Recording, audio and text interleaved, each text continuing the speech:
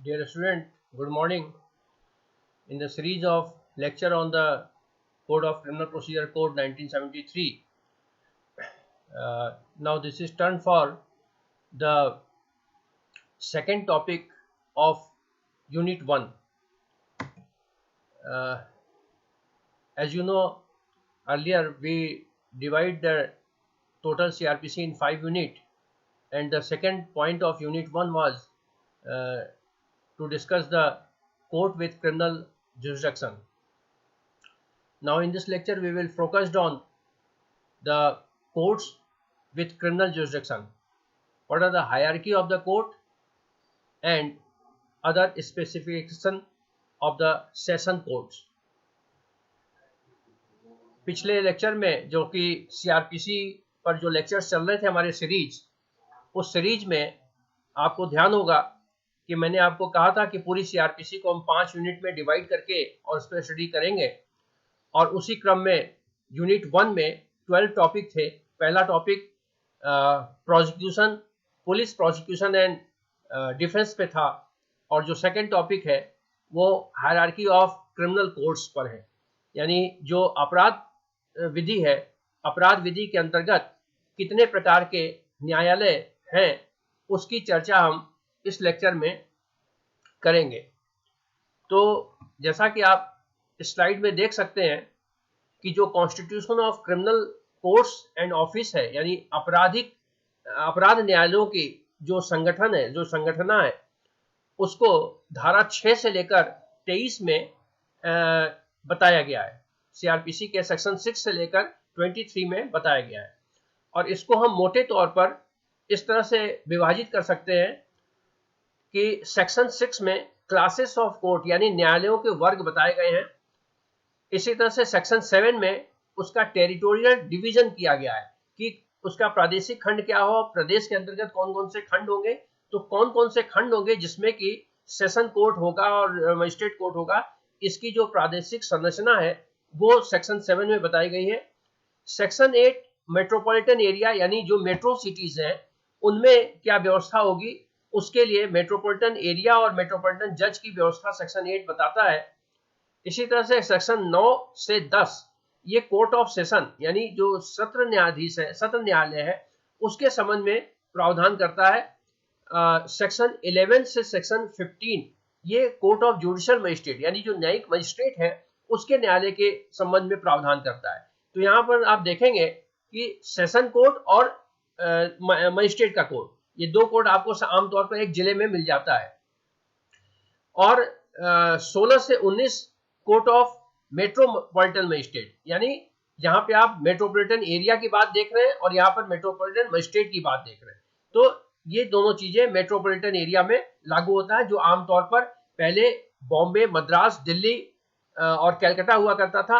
अब metro cities कुछ बढ़ गए हैं, लेकिन अभी भी मोटे तौर पर मेट्रो सिटीज के नाम पर यही 4 जाने जाते हैं. और एक लास्ट है जो कि एग्जीक्यूटिव मजिस्ट्रेट के बारे में प्रावधान करता है सेक्शन 20 से लेकर 23. अगर आपको ध्यान होगा तो सीआरपीसी के इंट्रोडक्शन में ही मैंने कहा था कि पूरी सीआरपीसी 2 भागों में मोटे तौर पर विभाजित है. एक अपराध की रोकथाम यानी प्रिवेंशन ऑफ क्राइम, और दूसरा अपराध की सजा यानी रेमेडियल. तो प्रिवेंटिव और रेमेडियल मेजर्स दोनों ही इसमें है. प्रिवेंटिव मेजर्स ऑफ क्राइम यानी अपराधों की रोकथाम के लिए जो अधिकार है वो एग्जीक्यूटिव मजिस्ट्रेट या प्रशासनिक मजिस्ट्रेट को है, जिसको आमतौर पर हम डीएम या कलेक्टर कहते हैं. और जो रेमेडियल प्रोविजंस है वो जुडिशियल मजिस्ट्रेट के हाथ में होता है. तो सीआरपीसी में ये दोनों ही तरह के मजिस्ट्रेट हैं. इसके अलावा भी स्पेशल मजिस्ट्रेट की भी व्यवस्था है जो 20 से 23 के अंतर्गत ही दी गई है, एग्जीक्यूटिव मजिस्ट्रेट और स्पेशल मजिस्ट्रेट. तो उसे हम क्रम से एक एक करके देखते हैं कि अलग अलग सेक्शन में क्या क्या प्रावधान दिए गए हैं. सबसे पहले जो सेक्शन 6 है जिसमें composition of classes of court बताए गए हैं, वो ये कहता है कि इस संविदा से भिन्न किसी विधि के अधीन गठित न्यायालयों के अतिरिक्त प्रत्येक राज्य में, यहाँ पे ये राज्य होगा, निम्नलिखित वर्गों के दंड न्यायालय होंगे. यानी इस संहिता से भिन्न किसी विधि के अधीन गठित न्यायालय, अगर ये व्यवस्था दी गई कि सीआरपीसी के अंतर्गत जो कोर्ट का गठन है वो तो सेक्शन 6 में दिया गया है, लेकिन ऐसा नहीं है कि सीआरपीसी किसी दूसरे विधि के अंतर्गत अगर कोई कोर्ट इस्टेब्लिश किया जाता है तो उसको इनकार करती है या उसका विरोध करती है, कतई नहीं। तो इसलिए इस बात को ध्यान में रखना चाहिए कि ऐसा नहीं है कि सीआरपीसी के सेक्शन 6 में जो न्यायालय आगे बताई गई है केवल उतने ही न्यायालय होंगे। अगर सीआरपीसी से अलग हटके कोई ऐसा कानून आता है जिस कानून के अंतर्गत कोई विशेष न्यायाधीश की व्यवस्था, कोई विशेष न्यायालय की व्यवस्था है, तो वो भी अगर वो दंड न्यायालय है तो भी वो इसके अंतर्गत उसकी कार्रवाई, सीआरपीसी के अंतर्गत वहां पर उसकी कार्रवाई चलाई जा सकती है। तो ये जो सेक्शन है वो शुरू होता है उच्च न्यायालयों के साथ, यानी उच्च न्यायालयों और इस संहिता से भिन्न किसी विधि के अधीन गठित न्यायालयों और के अतिरिक्त प्रत्येक राज्य में, यानी उच्च न्यायालय तो होगा ही, कोई अन्य विधि के अंतर्गत कोई गठित न्यायालय अगर है तो वो न्यायालय को भी मान्यता है। और इसके अलावा सेक्शन 6 में निम्न प्रकार के न्यायालय होंगे। कौन से न्यायालय होंगे ये नेक्स्ट स्लाइड बताएगा। इस स्लाइड में आप देखें कि सेशन के न्यायालय होंगे, प्रथम वर्ग न्यायालय होंगे, प्रथम वर्ग मजिस्ट्रेट के न्यायालय होंगे, या उसके पैरेलल मेट्रोपॉलिटन सिटी में महानगर मजिस्ट्रेट का न्यायालय होगा, सेकंड क्लास मजिस्ट्रेट का न्यायालय होगा और एग्जीक्यूटिव मजिस्ट्रेट का न्यायालय होगा। और इसके अलावा एग्जीक्यूटिव मजिस्ट्रेट की कैटेगरी में ही स्पेशल मजिस्ट्रेट के भी प्रोविजन है। तो इस तरह से session, first class magistrate, second class magistrate, executive magistrate और स्पेशल मजिस्ट्रेट, इसके प्रोविजंस यहाँ पर बताए गए हैं। इसको हम एक ग्राफिक के माध्यम से इस तरह से देख सकते हैं कि आप देख सकते हैं कि hierarchy of the criminal courts under 6 of the CrPC. तो सबसे ऊपर प्रदेश स्तर पर सबसे ऊपर क्या होगा, हाई कोर्ट होगा, उसके बाद कोर्ट्स ऑफ सेशन होगा, उसके बाद judicial magistrate of first class, metropolitan magistrate होगा, next judicial magistrate of second class और उसके बाद एग्जीक्यूटिव मजिस्ट्रेट। यहाँ पर आप देख रहे हैं कि सुप्रीम कोर्ट नहीं दिया गया है।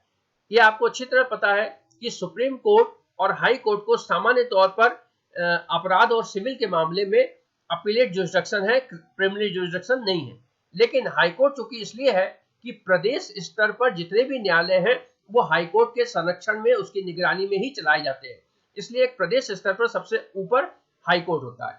वैसे भी जिन केसेस में डेथ सेंटेंस दिए जाते हैं सेशन कोर्ट के माध्यम से, वो जब तक हाई कोर्ट उसे अप्रूव न करे तब तक वो सेंटेंस कंफर्म नहीं होता है।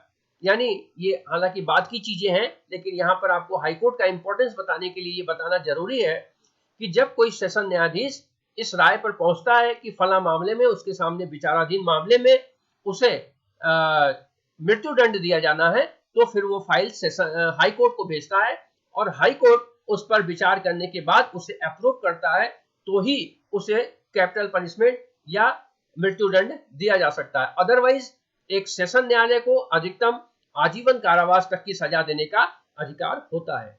तो इस तरह से इस ग्राफिक के माध्यम से आपका कंसेप्ट क्लियर हो गया होगा कि एक प्रदेश स्तर पर न्यायालयों की क्या हायरार्की होती है, क्या उसका वरिष्ठता क्रम होता है। अब इसके बाद नेक्स्ट सेशन में देखेंगे, चूंकि आपने यहाँ पे देखा पिछले वाली स्लाइड में कि एक डिस्ट्रिक्ट लेवल पर सबसे बड़ी कोर्ट सेशन कोर्ट होती है, क्योंकि हाई कोर्ट तो प्रदेश स्तर पर होता है और फिर कोर्ट ऑफ सेशन। तो सेक्शन 9, इसके बाद जो सेक्शन 9 है वो हाई कोर्ट सेशन कोर्ट की बारे में चर्चा करता है। तो सेक्शन 9 ये बताता है कि इसमें कौन कौन सी खास बातें सेक्शन 9 में दी गई हैं। सबसे पहले वो देख लेते हैं। तो इसमें एक तो सेशन न्यायालय की स्थापना के बारे में बताया गया है। सेकंड, उस न्यायालय में पीठासीन अधिकारी कौन होगा और उसकी नियुक्ति कैसे होगी, इसके बारे में बताया गया है। नेक्स्ट, उस न्यायालय में एडिशनल, असिस्टेंट और अपर सेशन न्यायाधीश की भी नियुक्ति हो सकती है, इसका प्रावधान है। अगर इमरजेंसी में कोई पद रिक्त हो जाए और मामले की ट्रायल करना है तो उसके संबंध में क्या अरेंजमेंट किया जाएगा, इसकी भी व्यवस्था करता है सेक्शन 9। और लास्ट में सेशन न्यायालय कहां बैठेगा, कहां पर बैठ के निर्णय करेगा, उसके स्थान के बारे में प्रावधान करता है। तो ये मोटे मोटे प्रावधान है जो कि सेक्शन 9 के अंतर्गत बताया गया है। अब इसके हम सब सेक्शन वाइज प्रोविजन देख लेते हैं डिटेल में कि क्या प्रोविजन इसके दिए गए हैं। इस स्लाइड में आप देख सकते हैं कि लिखा है जैसा कि राज्य सरकार प्रत्येक सेशन खंड के लिए एक सेशन न्यायालय स्थापित करेगा। अब ये सेशन खंड क्या होगा, पहले इसकी चर्चा कर लेते हैं। इस बात को सेक्शन 7 में बताया गया है। सेक्शन 7 ये कहता है कि जो पूरा प्रदेश है वो एक सेशन खंड होगा या उसमें एक से अधिक सेशन खंड होंगे। इसी तरह से एक जिला एक सेशन खंड होगा या उसमें कई खंड होंगे। तो इस तरह से सेक्शन 7 सेशन खंड की चर्चा करता है। इसके प्रावधान आगे की स्लाइड में है। चलिए मैं एक बार आपको सेक्शन 7 के स्लाइड दिखा देता हूं। ये सेक्शन 7 है जिसमें लिखा हुआ है क्लियर कट कि प्रत्येक राज्य एक सेशन खंड होगा या उसमें सेशन खंड होंगे। यानी अगर राज्य बहुत छोटा है तो उस कंडीशन में एक राज्य ही अपने आप में एक सेशन हो जाएगा। क्योंकि सीआरपीसी बहुत पहले बनी हुई है, तब देश की आबादी बहुत कम थी। जैसे जैसे आबादी का विस्तार होता है वैसे वैसे नए पंचायत समिति, नए तहसील, नए जिला बनाए जाते हैं और उसी हिसाब से नए नए कोर्ट का इस्टेब्लिशमेंट भी होता है। तो अगर किसी राज्य की आबादी बहुत ही कम है तो वो एक सेशन खंड भी हो सकता है या उस राज्य में एक से अधिक सेशन खंड होंगे। अगर एक से अधिक सेशन खंड है तो जनरली प्रत्येक सेशन खंड एक जिला होगा, यानी एक सेशन खंड और एक जिला लगभग बराबर सा होगा। लेकिन अगर वो जिला बड़ा है तो उसमें एक सेशन खंड में एक से अधिक जिले भी हो सकते हैं या एक जिले में एक से अधिक सेशन भी हो सकते हैं। लेकिन चूंकि थर्ड क्लॉज ये कहता है कि प्रत्येक खंड एक जिला होगा, इसलिए निश्चित तौर पर एक जिले में एक ही सेशन खंड होंगे। लेकिन एक सेशन खंड के अंतर्गत एक से ज्यादा जिला हो सकता है। वो इस कंडीशन में कि मान लीजिए कि अभी अजमेर है, अजमेर को विभाजित करके और ब्यावर बना दिया गया एक अलग से जिला, लेकिन बहुत छोटा जिला है तो हो सकता है कि सरकार ऐसा प्रोविजन कर दे हाईकोर्ट के निर्देश के अनुसार कि ब्यावर और अजमेर का एक ही सेशन खंड हो जाएगा।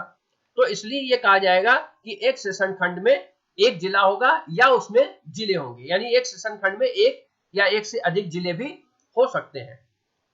लेकिन सामान्य तौर पर देखा जाता है ऐसा कि अगर जिला नया है तो वहां पर एक सेशन खंड बना दिया जाता है। तो इसलिए हम ये वर्तमान स्थिति में ये मान के चलते हैं कि अगर एक स्टेट है तो उसमें अलग अलग जिले होंगे और लगभग हर जिले में एक सेशन खंड होगा।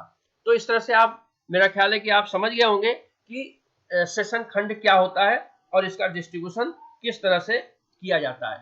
और सेम इसी तरह से सेक्शन 8 है।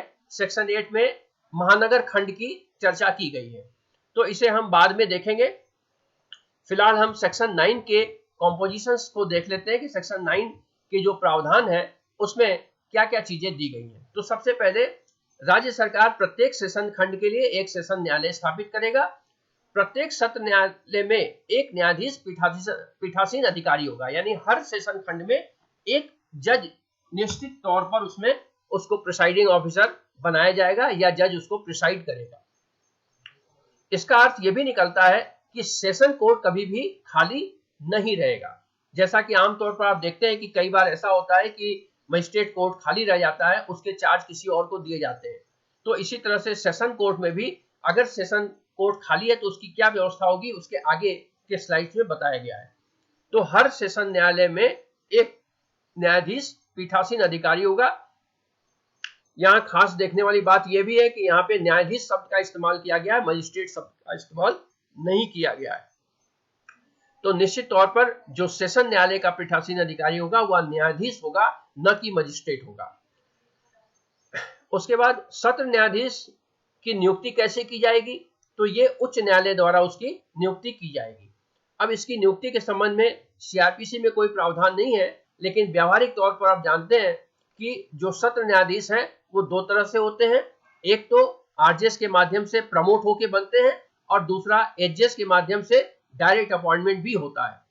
तो हायर जुडिशियल सर्विसेज में जो सेलेक्ट होते हैं उनको पहले एडीजे की पोस्टिंग दी जाती है और उसके बाद प्रमोट होके वो डीजे या सेशन जज बनते हैं, या फिर आरजेएस के माध्यम से जो सेकंड क्लास मजिस्ट्रेट बनते हैं वो फिर प्रमोट होके फर्स्ट क्लास मजिस्ट्रेट और फिर वो एडीजे और फिर डीजे बनते हैं। तो इस तरह से उसकी नियुक्ति का प्रावधान दिया हुआ है। इसके अलावा एक प्रावधान सेक्शन 9 में ये भी है कि उच्च न्यायालय अतिरिक्त सत्र न्यायाधीश और सहायक सत्र न्यायाधीश की भी नियुक्ति कर सकता है।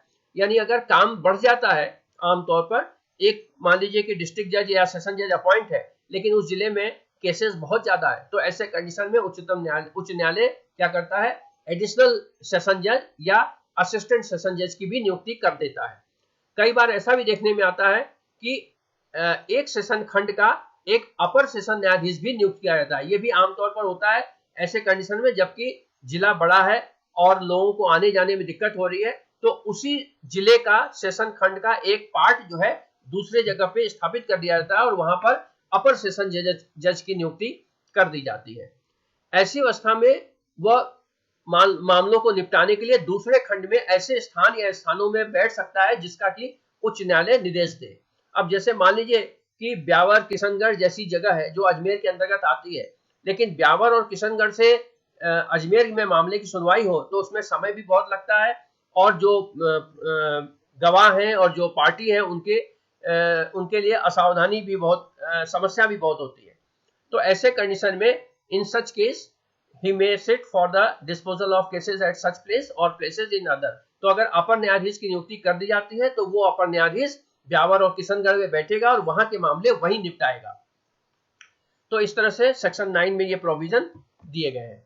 कुछ प्रोविजन और है जो इस तरह से देख सकते हैं आप कि जहां किसी सेशन जज का पद रिक्त होता है वहां उच्च न्यायालय किसी ऐसे अर्जेंट आवेदन के जो उस सेशन न्यायालय के समक्ष किया जाता है या लंबित है, अपर सहायक सेशन न्यायाधीश या मुख्य न्यायिक मजिस्ट्रेट के द्वारा निपटाए जाने की व्यवस्था कर सकता है। इसका मतलब क्या है कि अगर बाई चांस अचानक से सेशन जज का पोस्ट खाली हो गया तो वो ऐसा नहीं है कि उसके खाली होने से वहां पे जो मामले के ट्रायल चल रहे हैं वो रुक जाएंगे। मामले के ट्रायल ऑलरेडी चलते रहेंगे। उस सेशन न्यायाधीश की जगह कोई दूसरा जो अपर सेशन न्यायाधीश है या सहायक सेशन न्यायाधीश है उसको उस कोर्ट का चार्ज दे दिया जाएगा। और अगर अपर और सहायक नहीं है तो उस कंडीशन में जो मुख्य न्यायिक मजिस्ट्रेट है वहां उस जिले का यानी सीजीएम जो है उसको भी चार्ज दिया जा सकता है। इसको इस तरह से आप समझ सकते हैं कि मान लीजिए कि अजमेर की कोर्ट अचानक से खाली होगी किसी कारण से और ब्यावर में एक अपर सेशन जज लगे हुए हैं, तो ब्यावर के अपर सेशन जज को अजमेर का चार्ज दिया जा सकता है। या इन केस अपर सेशन जज वहां नहीं है तो उस कंडीशन में अगर कोई एडिशनल या असिस्टेंट जज लगा है तो उसको चार्ज दिया जा सकता है। अगर ये दोनों भी नहीं है तो उस कंडीशन में जो जुडिशियल मजिस्ट्रेट है उसको भी चार्ज दिया जा सकता है। तो ये पूरी तरह से हाईकोर्ट का डिस्क्रिशनरी पावर है कि मामले की सुनवाई किसी भी स्थिति में नहीं रुकनी चाहिए और सेक्शन 9 के अंतर्गत उसे व्यापक अधिकार लिखित रूप में कानूनी तौर पर दिया गया है। ये जैसा कि उस पॉइंट में लास्ट में बताया था कि सेशन न्यायालय की बैठक कहां पे होगी, तो सेक्शन 9 इस बारे में भी प्रावधान करता है कि सेशन न्यायालय सामान्य तौर पर अपनी बैठक ऐसे स्थान पर करेगा जो न्यायालय द्वारा अधिसूचित किया जाए। यानी उच्च न्यायालय जो है यहाँ पे हिंदी वर्जन में आप देख रहे हैं कि उच्च न्यायालय छूट गया, यहाँ हाईकोर्ट है। तो उच्च न्यायालय जैसा भी नोटिफिकेशन करके अधिसूचना जो ना निर्दिष्ट करेगा उस स्थान पर सेशन न्यायालय की बैठकी होगी। लेकिन इसके लिए कुछ एग्जम्पशन क्लॉज भी है।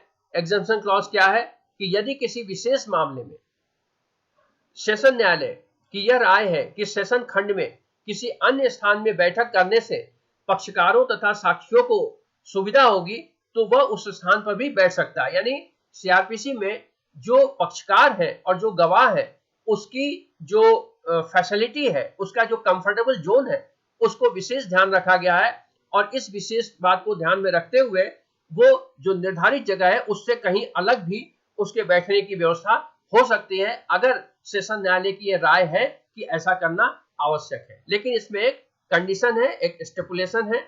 कंडीशन ये है कि ऐसा जो किया जाएगा वो अभियोजन और अभियुक्त की सहमति से ही किया जाएगा और उसमें साक्षी या साक्षियों की परीक्षा करने के लिए उस स्थान पर बैठ सकता है। यानी केवल जो एविडेंस की कार्रवाई है उसको करने के लिए वो एक निश्चित सीमा से अलग हटके कहीं दूसरे जगह भी जो कि सहूलियत हो अभियुक्त की सहूलियत के लिए या गवाहों की सहूलियत के लिए, तो उनकी गवाही की कार्रवाई करने के लिए वहां पर दूसरे में बैठ सकता है। ये आवश्यक नहीं है कि पूरा का पूरा मामला वहां पर निपटाया जाए।